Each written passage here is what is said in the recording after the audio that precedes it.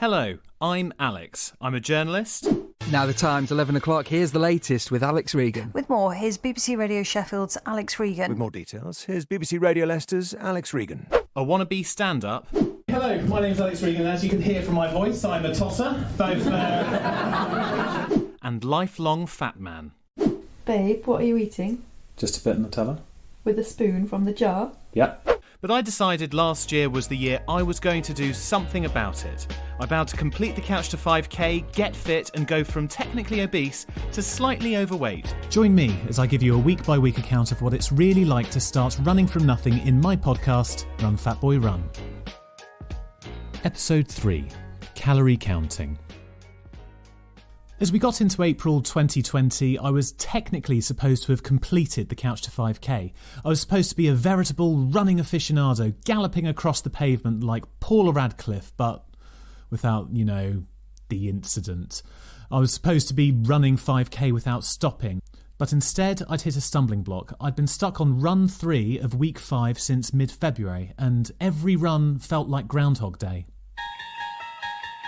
Hi, I'm Sarah Milliken. Welcome to week 5. Hi, I'm Sarah Milliken. Welcome to week 5. Hi, I'm Sarah Milliken. Welcome to week 5. I'm Sarah Milliken. Welcome to week 5. Make sure you've completed the weeks leading up till now, or this might be too advanced for you. You're just training your mind to cope with the idea of running for a longer period of time. Breathe in through your nose and out through your mouth. Right, it's week 3 of lockdown, and it's week 8 of week 5 of the Couch to 5K for me. And at the moment, I just feel like I'm never going to complete it. Each time I get to the 18, 19 minute mark, it's not even my legs that are giving up. It's the voice in my head telling me that, you can give up now. This is the point that you give up. And it doesn't help that every time I reach that 18, 19 minute mark, I reach my own Everest, the peak of the town of Maltby in South Yorkshire that is Dale Hill. Fine, it's not the steepest incline in the world. It isn't Mount Everest. It's not the Three Peaks Challenge. It's a steady incline over 300 metres. But, to give you some perspective, grannies have to take their wheelie shopping bags two-handed to go up the hill. Only the steeliest of mums are able to push the pram up without having to take a minute's breather on the bus shelter bench. It is quite steep. Yes, it's not the Three Peaks Challenge, but it's my Three Peaks Challenge. As I got to the base camp of Dale Hill, I had the same defeatist attitude I always had, but then I received a voice note from my fiancée Kel. It was a rousing speech for the ages. It was a call to arms. It gave me the drive to keep on going.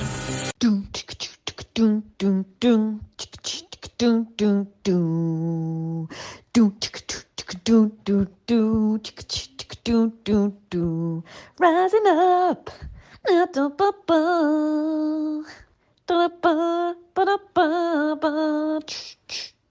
Don't know the words, babe, but I thought you might need a little bit of motivation. It's the eye of the tiger, it's the thrill of the fight, rising up to the challenge of our rivals, and we're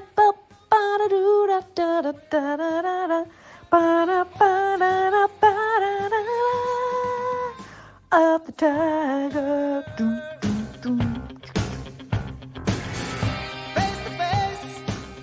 Kel's dulcet tones gave me the steely determination to give in, feel the thrill of the fight, and rise up to the challenge of our rivals until I'd done it.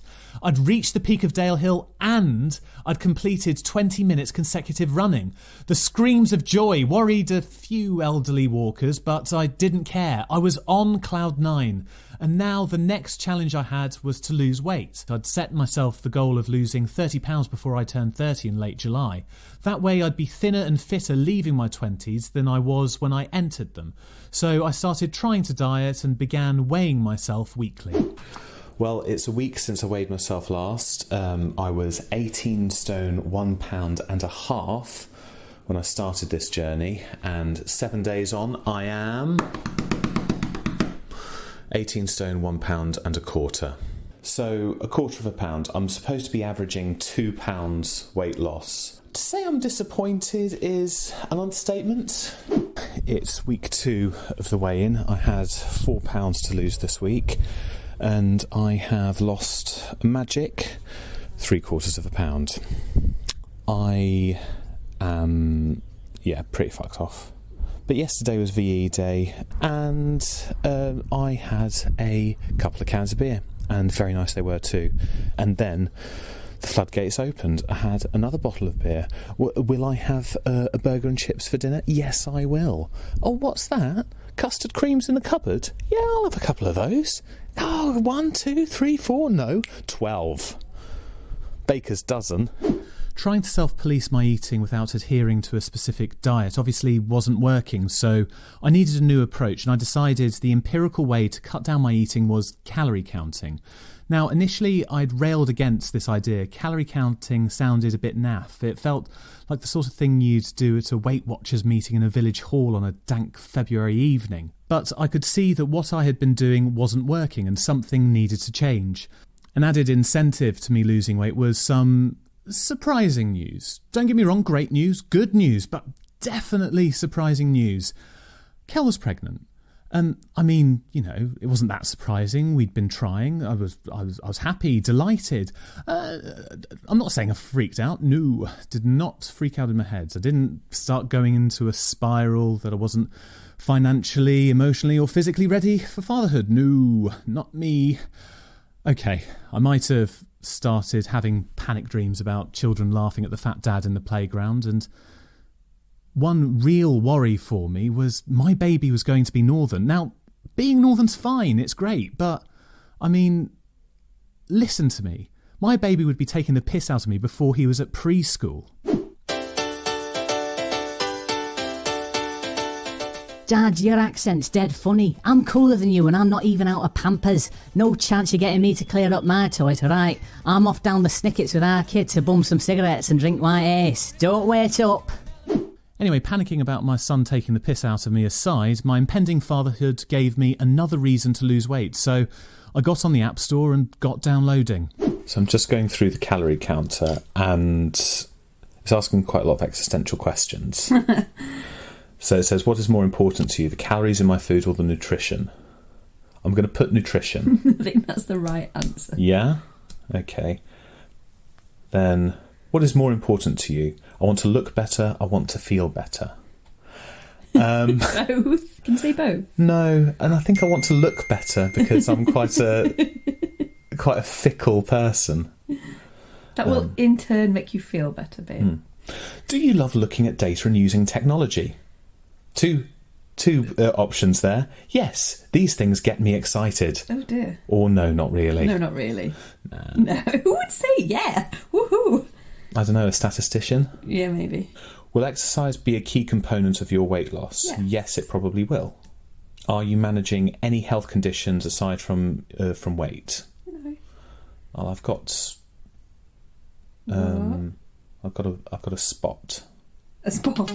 I've got a spot. Well, I mean, you're avoiding corona, but... I've got grey hair. No, babe, you're fine. I'm greying. I'm prematurely greying. I think I've got a B12 deficiency. Healthy as an ox. How healthy is the ox, though, is the question. Really healthy ox. Fine. Okay, we'll focus on weight only, it says.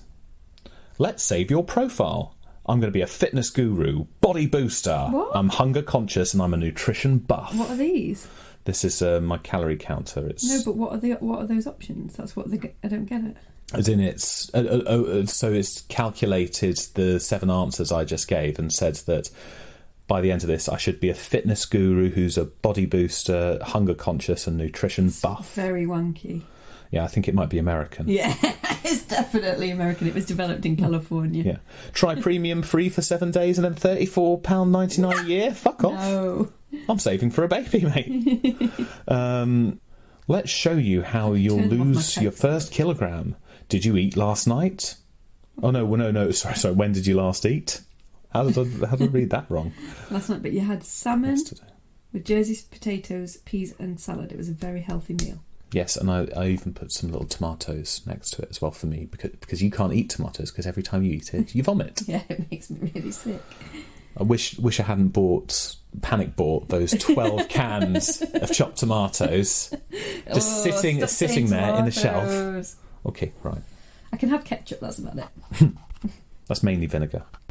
This calorie counter works quite well because alongside that it says you've got a daily budget. So you've got a budget of calories, Okay. and I've got a budget in real life as well because I'm trying to save loads of money for baby. Yeah. So What's your budget for calories?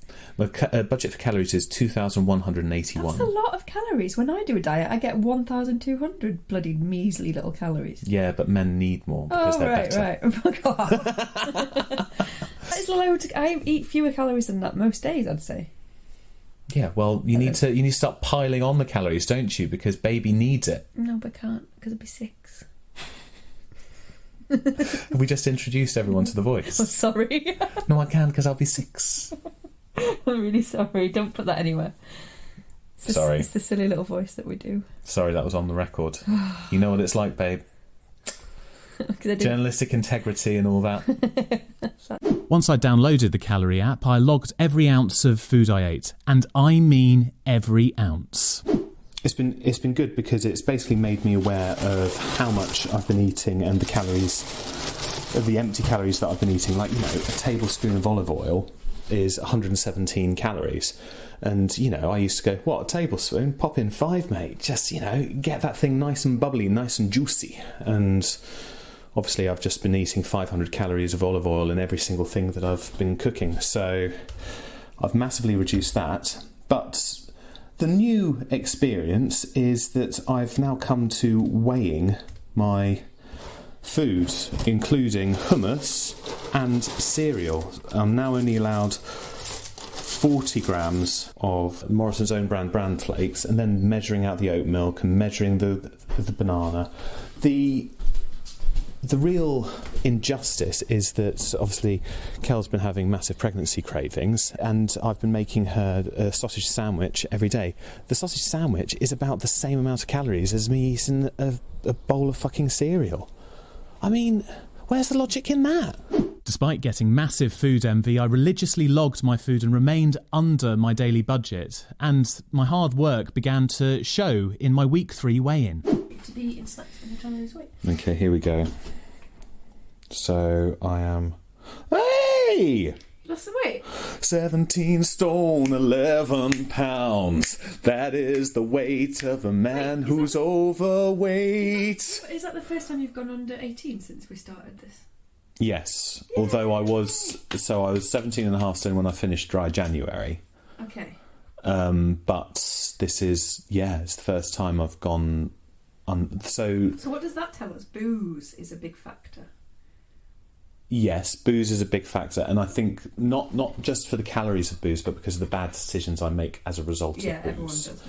Like, yes, I will have a whole pack of Walker's Sensations Thai Sweet Chili Crisps, because they're the king of crisps. Yeah, okay.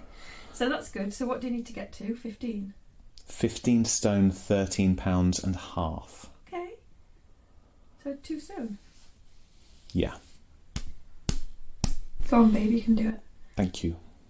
Getting under 18 stone felt like a real turning point, but I still had a lot of work to do. I'd only managed to run 20 consecutive minutes once, and I still had 2 stone to lose by late July, and the urge to slip up was inevitable. But more on that next week. Run Fat Boy Run was written and presented by me, Alex Regan. New episodes are released every Friday, so please like and subscribe to the podcast wherever you get your podcasts.